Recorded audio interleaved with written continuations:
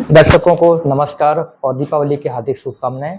आज हमारे साथ अमिताभ अग्नोत्री जी हैं, जो कि पर्यावरण और सामाजिकता के बारे में बहुत ही गहराई से जानते हैं।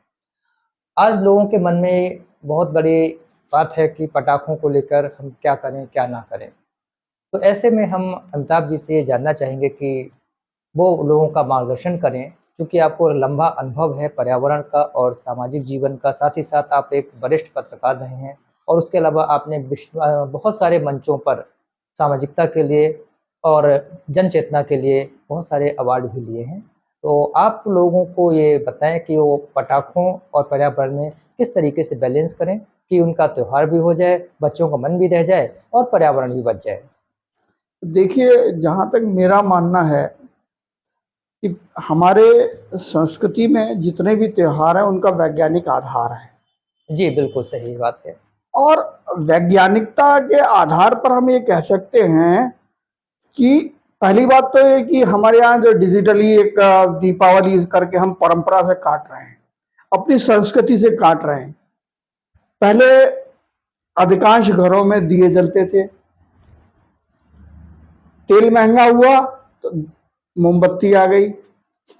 अब मोमबत्ती भी महंगी हो गई तो सब इलेक्ट्रिक की वो हमने झालरें डालना शुरू कर दी।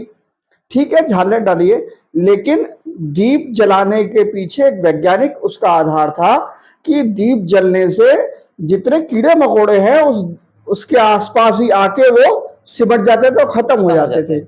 और जहां तक पटाखों का प्रश्न है तो पटाखे केवल जिम्मेदार नहीं है यहाँ पर्यावरण प्रदूषण के लिए, जिम्मेदार है वाहनों की बढ़ती संख्या, जिम्मेदार है पराली जलाना, जिम्मेदार है जो हमारा अजैविक कचरा इकट्ठा होता जा रहा है, नदियों को हम प्रदूषित कर रहे हैं।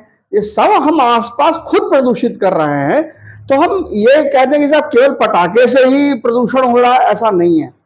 मेरा मानना यह है कि जो हमारी परंपरा है, हमारी संस्कृति है, उस संस्कृति का हम अनुपालन करते हुए पर्यावरण की रक्षा करें।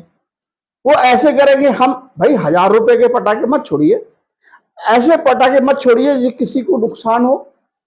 तेज धमाके वाले ये पर्यावरण को नुकसान कर, तेज धमाके वाले पटाखे आप ना छोड़ें। आप फुलझड़ी जला सकते हैं, आप अनार जला सकते हैं, आप चक्री जला सकते हैं। आप ऐसे काम करिए ना जिससे कि पर्यावरण हमारा प्रदूषित ना हो और हमारी संस्कृति ही बनी रहे। हमारे पटाखे जलाने के पीछे वैज्ञानिक कारण यह था कि गर्मियों में जो कीड़े मकोड़े, मच्छर, मक्खियां जो बहुतायत हो जाती थी गर्मी और बरसात में उसको नष्ट करने के लिए प्रकृति ने ये चक्र बनाया कि साहब दीपावली पर ये पटाखे छोड़े जाएंगे, तो पटाखे छोड़ने से उनका जो है उनका समापन, उनका जीवन चक्र समाप्त हो जाएगा। कुछ तेज आवाज से मर जाएंगे, कुछ उससे उठने वाले धुएं से खत्म हो जाएंगे। हाँ, तो हमारा मानना यह है कि तेज आवाज के पटाखों का प्रयोग कतई ना करें, सीमित मात्रा में करें। ये बात ठीक है, हम मानते हैं पटाखों से भी प्रदूषण फैलता है, लेकिन उतना नहीं जितना कि वाहनों से।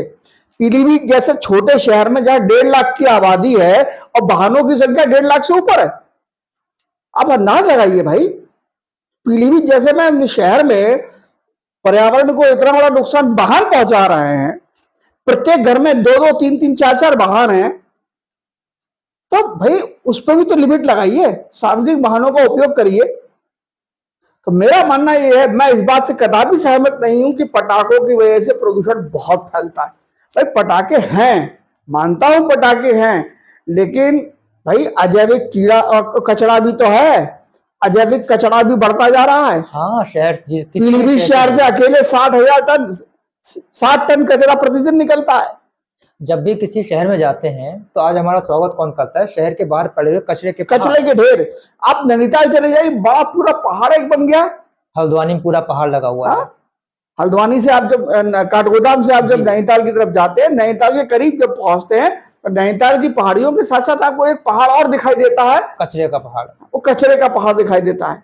हमारे यहाँ जहानाबाद रोड पे सब नाश कर रहे, पेड़ों का नुकसान कर रहे। टनकपुर रोड पे डालना शुरू किया तो हम लोगों ने विरोध किया कि भाई जो हमारे पेड़ लगे हुए हैं टनकपुर रोड पे, उन पेड़ों को नुकसान हो रहा है। तो बात यह है कि हम अपनी संस्कृति, अपनी परंपरा को का भी निर्वहन करें, साथ ही साथ पर्यावरण की भी रक्षा करें। तो पर्यावरण की रक्षा के लिए सबसे जरूरी है अनावश्यक वाहनों का प्रयोग ना करें।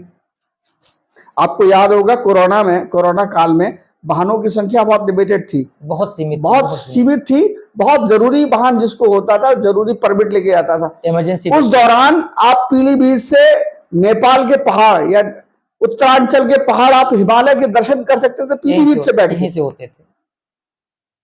जहां दूर पुरानी बात नहीं है, ये तो कोरोना काल की बात बता रहा हूं आपको मैं। और वातावरण एकदम बिल्कुल सुरम्य बना हुआ था, ये पूरा आकाश खुला हुआ सा दिखाई देता था। अब इसका एक कारण है, हम केवल पटाखों को इसके लिए दोषी माने, पटाखे अकेले दोषी नहीं है, इसमें हमारी पूरी व्यवस्था दोषी है भाई साहब।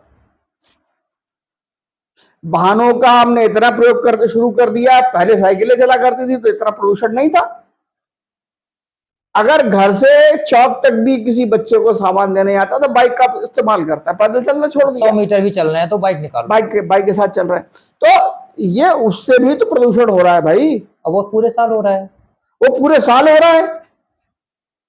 अभी जैसे बात हो रही थी कि पराली जलाई जा रही, पराली भी जलाना ठीक नहीं है, क्योंकि वो हमारा उसका जो खेती का जो चक्र है, उस चक्र को नुकसान करता है। अगर आप जलाते हैं पराली तो उससे उसको नुकसान होता है, और वहीं अगर आप उसको जलाकर खेत में ही पहले जुताई करते हाँ, जुताई कर देते थे पानी डाल के, तो 1 महीने के लिए खेत में सारा बैक्टीरिया हुआ, वो सब नष्ट हो जाता था और जैविक खाद बनती थी, वो खाद बन जाती थी। लेकिन आज जल्दबाजी के चक्कर में इसको जलाओ, दूसरी फसल वो।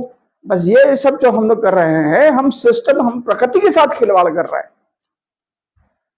मेरा मानना यह है कि पटाखे छोड़ें, लेकिन सीमित मात्रा में छोड़ें। ऐसे पटाखे छोड़ें जिससे कि पर्यावरण को खतरा ना हो। त्योहार मनाइए, खुशी से मनाइए। शुभ दीपावली आप सभी को। बहुत बहुत धन्यवाद।